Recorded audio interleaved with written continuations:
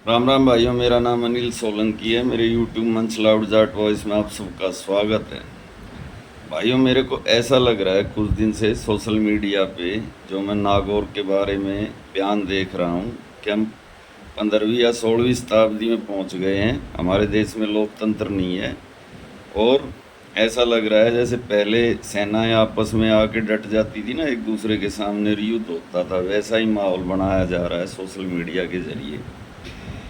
अभी भी इस बात को, अभी मेरे ख्याल से 5 या 6 दिन बाकी हैं 8 तारीख के आने में। इस बात को अभी भी अगर राजपूत समाज और जाट समाज के कुछ प्रबुद्ध व्यक्ति, समाज के कुछ इज्जतदार आदमी और कुछ इंटेलेक्चुअल चाहें तो इस बात पे मिट्टी डाली जा सकती है। इस बात को यहीं पर ख़त्म किया जा सकता है, नहीं तो 8 तारीख को जो कुछ होगा उसकी आप कल्पना कर सकते हैं कि वहाँ क्या होगा। वहाँ जातीय टकराव होगा, हिंसा होगी, 10-20 आदमी मरेंगे, 100-200 आदमी घायल होंगे, 1000-2000 आदमियों पे मुकदमे दर्ज होंगे और वो ज़िंदगी भर कोर्ट कचहरियों के चक्कर काटते फिरेंगे। कुछ लोग ऐसे हैं, अभी कमेंट करेंगे, तुरंत आएंगे और नीचे देखना कैसे जहरीले कमेंट करेंगे और ये कहेंगे कि ताऊ तो अपनी राय अपने पास में रख।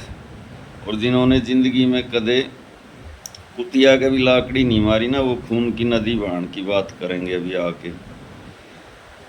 और चलो, जो भी होगा, हिंसा होगी, लोग मरेंगे, संपत्ति का नुकसान होगा, वो तो एक बात है, लेकिन जो सबसे बड़ा नुकसान होगा वो ये होगा कि कभी ना भरने वाली एक खाई बन जाएगी जाट और राजपूत समाज में, राजस्थान के अंदर और बाकी राज्यों में भी होगा ऐसा। सबसे बड़ा नुकसान वो होगा जो एक सामाजिक ताना बाना बिखरने से होता है। ऐसा हरियाणा में हो चुका है 2016 के अंदर।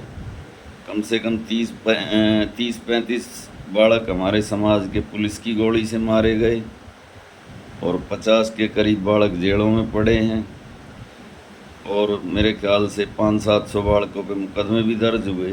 उनको ना नौकरी मिली, उनका वैसे ही करियर ख़राब हो गया। तो भीड़ का तो ऐसा होता है, भीड़ होती है वो एक किस्म से जो बाढ़ का पानी होता है ना, उसकी तरह होती है। भीड़ को उकसाना तो आसान है और फिर काबू में करना बड़ा मुश्किल है। राज शेखावत मेरे ख्याल से 70 साल के बुज़ुर्ग व्यक्ति होंगे। उनका काम ये होना चाहिए, इस उम्र में आदमी बहुत सेंसिटिव हो जाता है, उनका काम ये होना चाहिए कि आग पे घी ना डाल के पानी डालना चाहिए उनको। लेकिन लगातार शॉर्ट टी शर्ट पहनते हैं, मसल दिखाते हैं, बगल में रिवॉल्वर टांगते हैं, मूँछों पे ताव दे के लगातार भड़काऊ उकसाऊ बयान रोज जारी कर रहे हैं। भारी संख्या में पहुंचो, क्षत्रिय धर्म, जय छात्र धर्म। अरे भाई, कोई यहाँ पे युद्ध करना है क्या? और युद्ध करोगे तो किसके घर में फालतू आदमी मरवाने के लिए?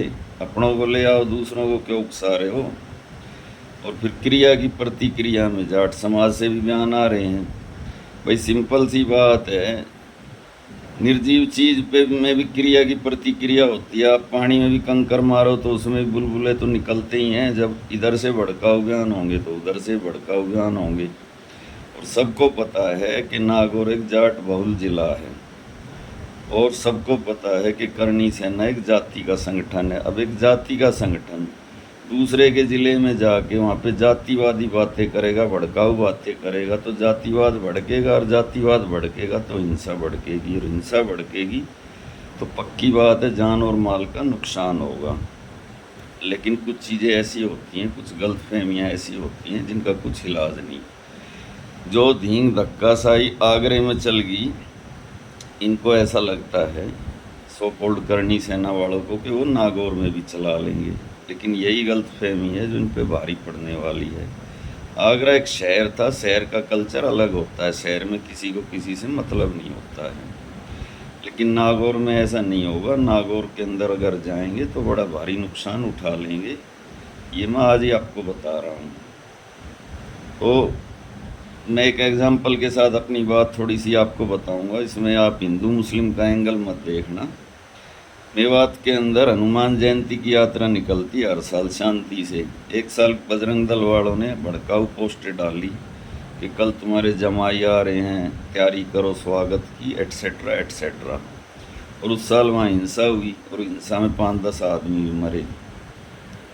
क्योंकि कोई भी आदमी हो, उसको जब ऐसा लगता है कि हमारे इलाके में बाहर के आदमी आके कुछ हिंसा करेंगे या कुछ ऐसी चीज़ करेंगे, तो वो भी फिर तैयारी से बैठ जाते हैं, अपना इंतज़ाम करके बैठ जाते हैं। वहाँ हिंसा हुई।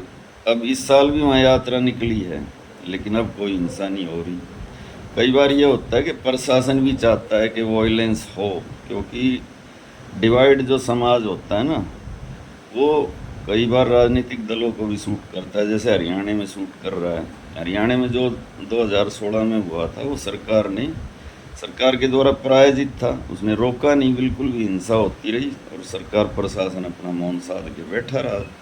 उसको ऐसा लगा एक बार हिंसा हो जाए और समाज डिवाइड हो जाए ना, तो फिर हम यहाँ आराम से 15-20 साल राज करेंगे, सरकार चलाएंगे और लोग अपनी मूलभूत जो उनकी ज़रूरतें वो सरकार से मांगेंगे नहीं, क्योंकि बटा हुआ समाज राजनीतिक दलों के लिए बहुत अच्छी चीज़ होता है। और यही राजस्थान में मेरे को लगता है कि अगर हिंसा होगी तो प्रशासन अपना चुपचाप साइड में खड़ा होकर तमाशा देखेगा और उसको भी मज़ा आएगा कि ये समाज किसी तरह बट जाए, और बटने के बाद जो इनकी मूलभूत ज़रूरतें हैं वो सरकार से ना मांगे और बट के ही वोट डालता रहे। यही मेरे को सच्चाई लग रही है। अब इसका समाधान क्या है? कुछ लोग कहेंगे कि आपने इतना लंबा चौड़ा लेक्चर दे दिया, तो इसका समाधान क्या है? ये कैसे रुक सकता है? ये ऐसे रुक सकता है कि राजपूत समाज में भी बहुत प्रबुद्ध लोग हैं और बहुत समझदार लोग हैं, जाट समाज में भी हैं। सब गैर राजनीतिक व्यक्तियों का एक डेलीगेशन बने, दोनों समाज के लोग उसमें इकट्ठे होकर हनुमान बेनीवाल के निवास पे जाएं।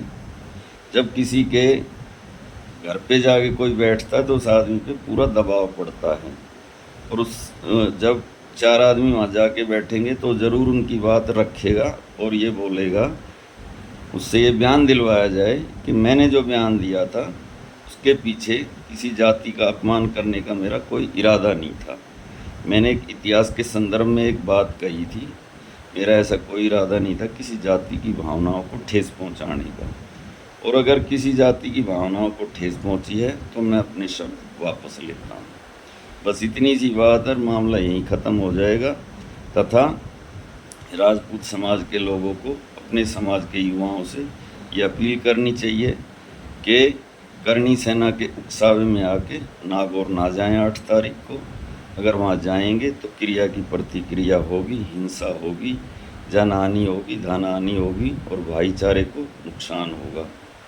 क्योंकि जो जातिवादी संगठन के नेता होते हैं उनकी दुकान ही नफ़रत पे चलती है। मैं ऐसे लोगों को जानता हूँ जिनके पास साइकिल नहीं होती थी, साइकिल में पंचर लगवाने के पैसे नहीं होते थे, और आज वो बड़ी बड़ी गाड़ियों में घूम रहे हैं, 500-500 करोड़ की संपत्ति बना के घूम रहे हैं, ऐसे जातिवादी संगठनों के सो कॉल्ड नेता। तो मैं आपका भाई अनिल सोलंकी आज का वीडियो यहीं पे समाप्त करने की इजाज़त चाहता हूँ। अभी भी वक्त है, समाज के प्रबुद्ध लोगों को सामने आना चाहिए, लेकिन उसमें राजनीति वाला कोई व्यक्ति नहीं होना चाहिए, सामाजिक आदमी होने चाहिए, और दोनों समाजों को मिलके इस मामले को सॉर्ट आउट करना चाहिए। और ये जो जातिवादी संगठन उकसाने की कोशिश कर रहे हैं, इनको भी तभी जवाब मिले जब दोनों समाज के व्यक्ति एक साथ आएँ और सार्वजनिक रूप से बयान जारी करें कि कोई भी समाज नागौर के अंदर 8 तारीख को भड़कावे रुकसावे में ना आए, अब अपने घरों में रहें और हिंसा ना करें, क्योंकि हिंसा किसी चीज़ का समाधान नहीं है। अगर थप्पड़ का जवाब थप्पड़ होता तो आज इस दुनिया में हर व्यक्ति का मुंह टेढ़ा होता। भाईचारे से बढ़ के कोई चीज़ नहीं है, नफ़रत से नफ़रत बढ़ती है और नफ़रत का कोई अंत नहीं होता है। नफ़रत कितनी भी बढ़ा लो, नफ़रत बढ़ते बढ़ते इतनी बढ़ जाती है कि उसका कुछ भी अंत नहीं होता। धन्यवाद भाइयों। मैं आपका भाई अनिल सोलंकी आज का वीडियो समाप्त करता हूँ। वीडियो कैसा लगा कमेंट करके ज़रूर बताएं। अगर अच्छा लगा तो अपने ग्रुप में शेयर करें, लाइक करें, और जो भाई अभी मेरे चैनल से जुड़े हैं वो चैनल को सब्सक्राइब करें। धन्यवाद भाइयों।